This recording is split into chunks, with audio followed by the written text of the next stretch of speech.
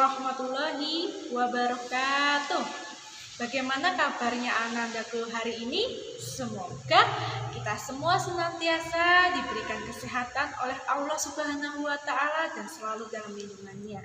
Amin. Sebelum memulai kegiatan pada hari ini, marilah kita membaca basmalah bersama-sama. Bismillahirrahmanirrahim. Anandaku, tahu Ustazah lagi di mana? Ya, pasti kalian sudah kangen bukan? Kita berada di Masjid Al-Hikmah, masjid kita yang kita cintai. Nah, Ustazah juga kangen nih mengisi kegiatan di masjid ini bersama dengan kalian.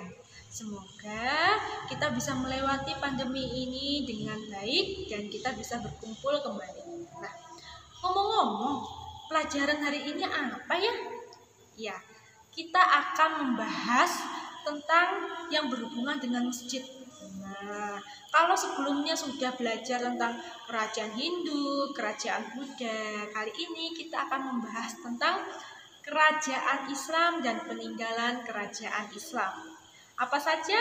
Ya, yang pertama adalah masjid. Nah, masjid ini adalah seni arsitektur Islam yang paling menonjol. Anandaku lihat masjid-masjid yang sekarang itu ternyata berbeda dengan masjid zaman dulu waktu di kerajaan Islam. Nah, masjid yang dulu itu bentuknya beratap tumpang susun. Semakin ke atas, atapnya akan semakin kecil atau meruncing. Berbeda dengan masjid kita yang sekarang ini. Contoh masjid peninggalan sejarah Islam adalah Masjid Agung Demak dan Masjid Kudus. Masjid Agung Demak dibangun atas perintah Wali Songo. Pembangunan masjid ini dipimpin langsung oleh Sunan Kalijogo. Sementara Masjid Kudus dibangun oleh Sunan Kudus. Peninggalan yang kedua adalah kaligrafi. Siapa yang tidak kenal kaligrafi? Ya, kaligrafi adalah tulisan indah dalam huruf Arab. Biasanya tulisan kaligrafi ini diambil dari ayat-ayat suci Al-Quran. Biasanya kaligrafi digunakan sebagai hiasan dinding masjid, batu nisan, gapura masjid, dan gapura pemakaman. Batu nisan pertama yang ditemukan di Indonesia adalah batu nisan pada makam Fatimah binti Maimun berada di Leran, Surabaya. Sedangkan kaligrafi pada gapura terdapat di gapura makam Sunan Bonang di Tuban, gapura makam Raja-Raja Mataram, Goa, dan Demak. Dan yang ketiga adalah istana. Apa kita punya istana? Biasanya kita menyebutnya adalah keraton. Nah, kalau dengar kata keraton, pasti anakku langsung terbenak adalah keraton yang berada di Jogja, bukan? Nah, itu juga salah satu peninggalan dari sejarah Islam. Istana itu adalah tempat tinggal para raja-raja atau sultan beserta dengan keluarganya. Istana ini fungsinya sebagai tempat pemerintahan. Sebenarnya adanya istana ini dipengaruhi oleh Hindu dan Buddha. Setelah Islam masuk, tradisi pembangunan istana masih berlangsung. Peninggalan yang keempat adalah kitab. Kesastraan Islam berkembang di Pulau Jawa dan Pulau Sumatera. Peninggalan karya sastra yang bercorak Islam adalah suluk dan hikayat. Suluk dan hikayat ini ditulis ada yang dalam bahasa daerah, ada juga bahasa Arab. Ada juga suluk yang diterjemahkan ke dalam bahasa Melayu. Ada beberapa suluk yang terkenal, antara lain syair Si Burung Pingai dan syair Perahu karya Hamzah Fansuri, serta syair Abdul Muluk dan syair Gurindam 12 karya Ali Haji. Yang kelima adalah pesantren. Sejak masuknya Islam ke Indonesia, pesantren merupakan lembaga yang mengajarkan Islam. Pesantren pertama kali didirikan di Pulau Jawa dan Pulau Madura. Para santri biasanya belajar tentang bahasa Arab, kitab kuning, fikih, pendalaman Al-Quran, tauhid, akhlak, dan tradisi tasawuf. Yang keenam adalah tradisi. Yang pertama ada ziarah, yaitu mengunjungi makam.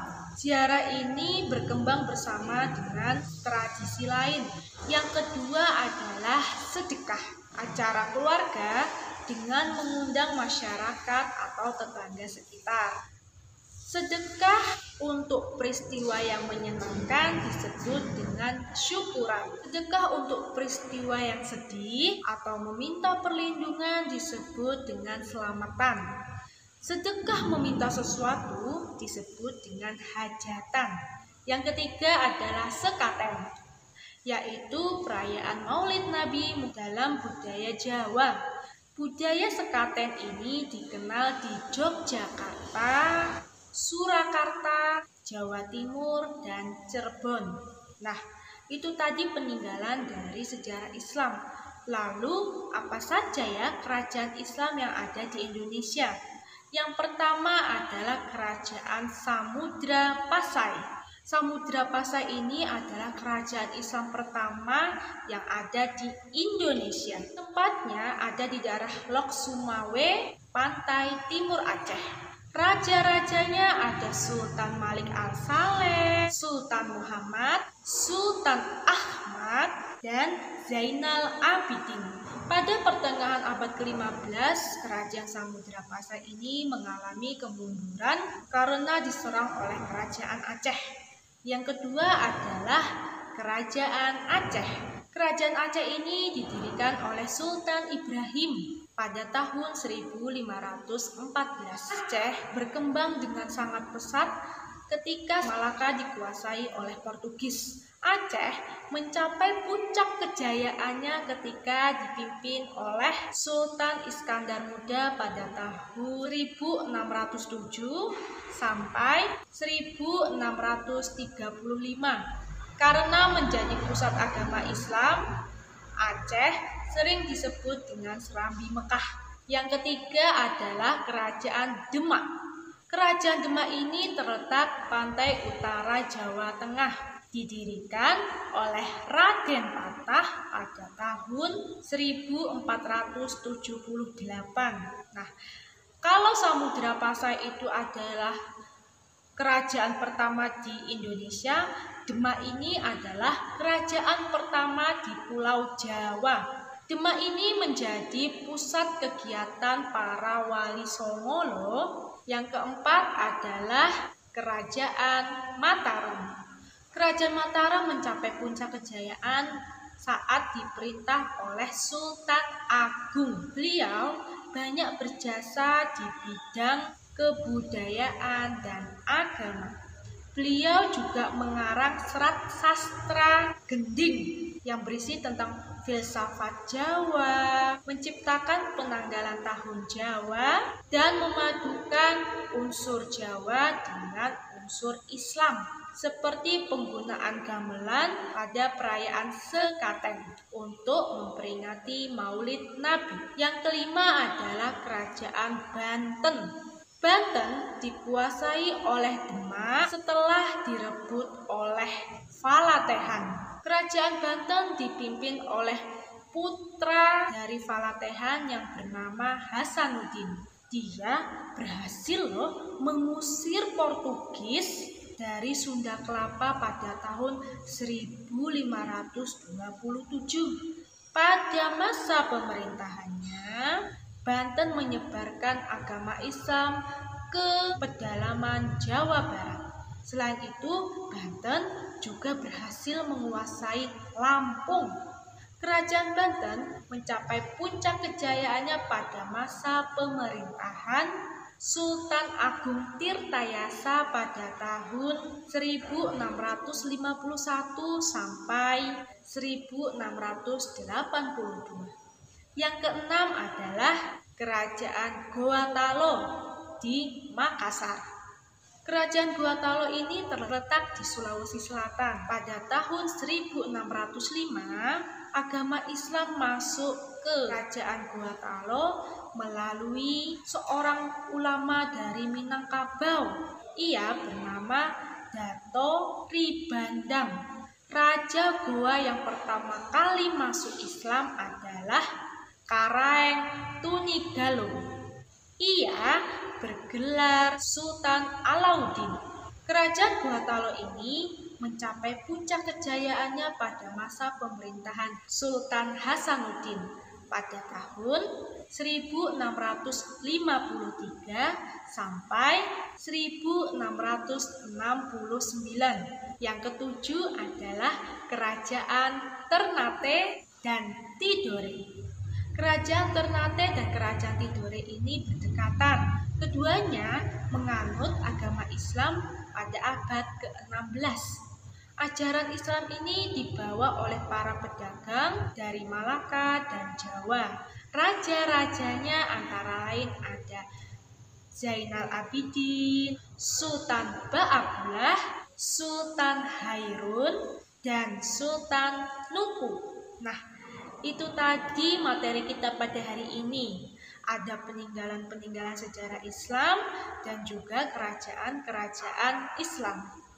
Anandaku bisa membaca materi pada hari ini dengan membuka modul kalian, modul IPS pada halaman 107 sampai 111. Untuk lebih memahami pembelajaran kita pada hari ini, Ustazah punya tugas untuk kalian.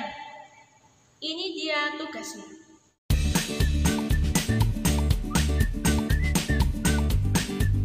Nah, jangan lupa tugasnya tulis di buku tulis menggunakan pulpen.